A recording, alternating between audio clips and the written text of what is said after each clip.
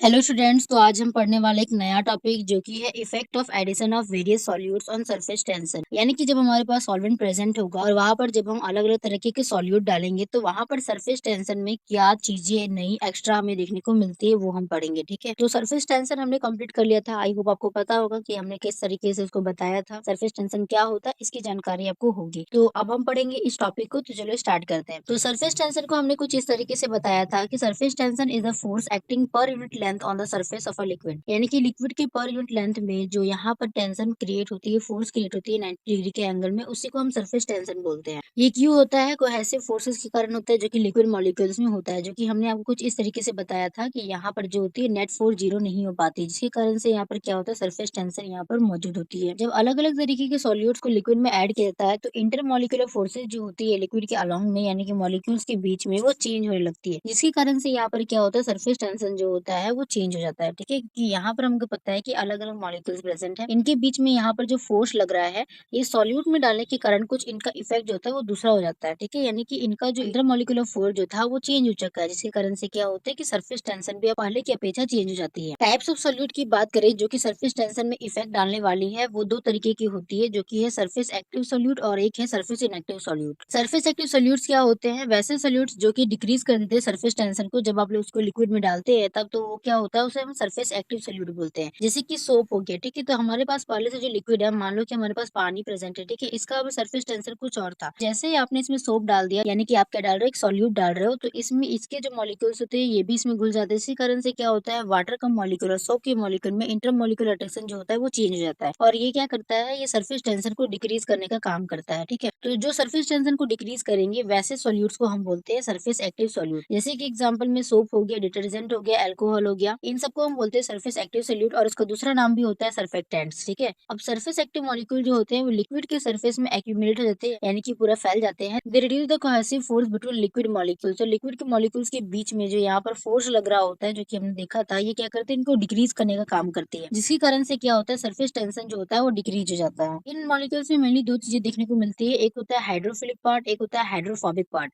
Hydrophilic का मतलब होता है, फिलिक का मतलब होता है लविंग, ठीक है, और फोबिक का मतलब होता है हेट करना या फिर डरना। ठीक है, तो हाइड्रोफिलिक का मतलब हो गया कि जो वाटर को लविंग करते होंगे उसे हम बोलेंगे हाइड्रोफिलिक। हाइड्रोफोबिक का मतलब होता है जो वाटर को रिपेल करते हैं, यानी कि हेट करते हैं, वो होता है हाइड्रोफोबिक पार्ट। अब सरफेस में क्या होता है कि बहुत सारे मॉलिक्यूल जो होते हैं वो एड्जॉर्ब हो जाते हैं। एड्सॉर्प्शन और एब्जॉर्प्शन में अंतर आपको पता होगा। तो सरफेस में यहाँ पर मेनली हम लोग देखेंगे एड्सॉर्प्शन को। तो सरफेस पे एब्जॉर्प्शन के कारण यहाँ पर जो इंटरमॉलिक्यूलर अट्रैक्शन होता है वो वीक हो जाता है। तो इसके कारण से इफेक्ट क्या क्या पड़ता है कि सरफेस टेंशन डिक्रीज हो जाती है, और वेटिंग प्रॉपर्टी जो होती है, यानी कि भीगने की जो प्रॉपर्टी होती है वो इंक्रीज हो जाती है, और क्लेंजिंग एक्शन जो होता है वो भी पॉसिबल हो जाता है। एग्जाम्पल के लिए हम देखेंगे कि जब अल्कोहल को वाटर में डाल दिया जाता है तो सरफेस टेंशन क्या होता है, वो डिक्रीज हो जाता है। ठीक है, तो अल्कोहल क्या करता है, इंटरमोलिकुलर फोर्सेस को डिक्रीज करता है, जिसके कारण से यहाँ पर क्या होता है कि इनका जो सरफेस टेंशन होता है वो भी डिक्रीज हो जाती है। तो कोहेसिव फोर्स यहाँ पर डिक्रीज होती है, दैट्स व्हाई।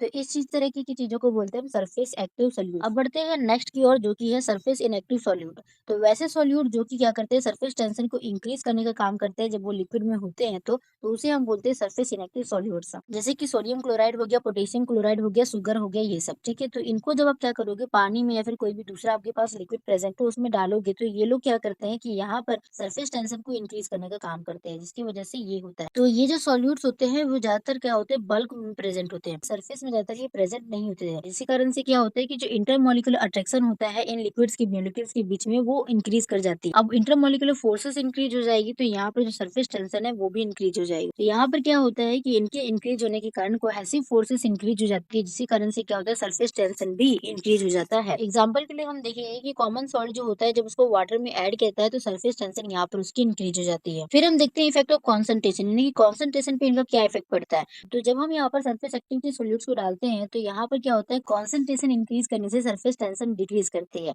और सरफेस इनएक्टिव सॉल्यूट्स को जब आप डालते हैं यहाँ पर और कॉन्सेंट्रेशन उनकी ज्यादा कर देते हैं, यानी कि ज्यादा मात्रा में आपके सॉल्यूट प्रेजेंट हो सकते हैं, तो सरफेस टेंशन यहाँ पर इंक्रीज करती है। यानी कि सरफेस इनएक्टिव सॉल्यूट जो होती है सरफेस टेंशन को इंक्रीज करती है, और सरफेस एक्टिव सॉल्यूट जो होती है सरफेस टेंशन को डिक्रीज करती है। तो जितना ज्यादा इनका कॉन्सेंट्रेशन होगा उतना ज्यादा सरफेस टेंशन कम होगा, और जितना ज्यादा इनका कॉन्सेंट्रेशन होगा सरफेस इनएक्टिव सॉल्यूट का, उनका ज्यादा इनका सरफेस टेंशन होगा। अगर हम इनका इफेक्ट ऑफ टेम्परेचर देखिए, यानी कि टेम्परेचर पे इनका क्या इफेक्ट पड़ता है, तो सरफेस टेंशन डिक्रीज होती है टेम्परेचर की इंक्रीज करने से, जो कि हमने यहाँ पर पहले भी बताया था सरफेस टेंशन की टेम्परेचर डिपेंडेंस में, कि जैसे जैसे आप टेम्परेचर इंक्रीज करते हो तो सरफेस सरफेस टेंशन डिक्रीज करते हैं, क्योंकि इंटरमोलिकुलर अट्रैक्शन जो होती है वो डिक्रीज होने लगती है। क्यों डिक्रीज होती है? कि टेम्परेचर इंक्रीज होने से काइनेटिक एनर्जी इंक्रीज होती है, जिस कारण से मॉलिक्यूल दूर दूर जाते हैं। मॉलिक्यूल दूर जाने का मतलब है इंटरमोलिकुलर अट्रैक्शन डिक्रीज होना, और जैसे इंटरमोलिकुलर अट्रैक्शन डिक्रीज होगा वैसे ही सरफेस टेंशन भी डिक्रीज हो जाएगा। तो इसके लिए एक फॉर्मूला आता है सरफेस टेंशन का, वो होता है gamma is equal to F by L. इस एफ का मतलब होता है फोर्स, एल का मतलब होता है लेंथ, और ये जो गामा है ये आपको बताता है सरफेस टेंशन के बारे में। तो ये हमारा एक फॉर्मूला है जो कि आप न्यूमेरिकल बनाने के लिए इस्तेमाल कर सकते हैं। तो कंक्लूजन में हम बोल सकते हैं कि डिफरेंट सोल्यूट जो होते हैं उनका जब आप एडिशन करते हो तो सरफेस टेंशन यहाँ पर चेंज हो जाती है लिक्विड की। सरफेस एक्टिव सोल्यूट जो होता है वो डिक्रीज करता है सरफेस टेंशन को, जबकि सरफेस इनएक्टिव सोल्यूट जो होता है वो इंक्रीज करता है सरफेस टेंशन। ये जो कॉन्सेप्ट है ये बहुत ज्यादा इंपॉर्टेंट है, ताकि आप डिटर्जेंट के बारे में समझ सके, सोप के बारे में समझ सके, वेटिंग एजेंट के बारे में समझ सके, और बहुत सारे इंडस्ट्रियल एप्लीकेशन के बारे में समझ सके। ठीक है, तो आई होप आपको समझ में आया होगा। यहाँ पर हमने क्या देखा, एडिशन ऑफ सॉल्यूट के अलग अलग इफेक्ट देखे सरफेस टेंशन पे, जहाँ पर हमने दो चीजों को बताया, सरफेस एक्टिव सॉल्यूट और सरफेस इनएक्टिव सॉल्यूट पे। सरफेस इनएक्टिव जो होती है इनको इंक्रीज करने का काम करती है। ठीक है,